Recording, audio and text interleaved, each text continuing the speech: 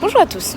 Alors aujourd'hui, dans la Minute Locale, je vous emmène sur le boulevard Haussmann pour vous faire découvrir la chapelle expiatoire qui est cachée dans le square de Louis XVI.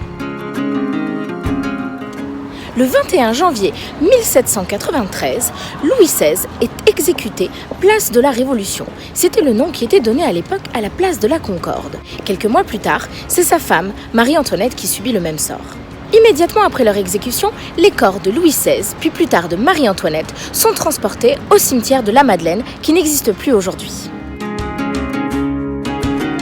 Ce que moi je trouve assez ironique, mais que certains pourraient juger tout à fait lugubre, c'est que c'est dans ce cimetière-là qu'avaient été enterrées les personnes mortes durant la nuit des festivités de leur mariage. Le soir du mariage de Louis XVI et de Marie-Antoinette, un feu d'artifice a été tiré pour fêter cette union royale.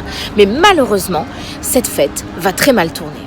Après les quelques premiers tirs, une fusée qui était défaillante a mis le feu à la plateforme de lancement qui était en bois. Et les quelques milliers de personnes qui étaient présentes pour l'événement ont déclenché un effroyable mouvement de foule qui causa la mort de 132 personnes. En 1815, quand les corps de Louis XVI et de Marie-Antoinette ont été inhumés à la basilique Saint-Denis, Louis XVIII, le frère de Louis XVI, a décidé de créer un monument commémoratif au couple royal à l'emplacement de leur premier cimetière. Ce monument, c'est la chapelle expiatoire qui a été construite entre 1815 et 1826 par Pierre-François Léonard Fontaine, un architecte néoclassique français dont l'inspiration est nettement visible sur la chapelle. De l'extérieur, le bâtiment est de style néoclassique avec un fronton aux colonnes de style dorique qui permet d'entrer dans la chapelle.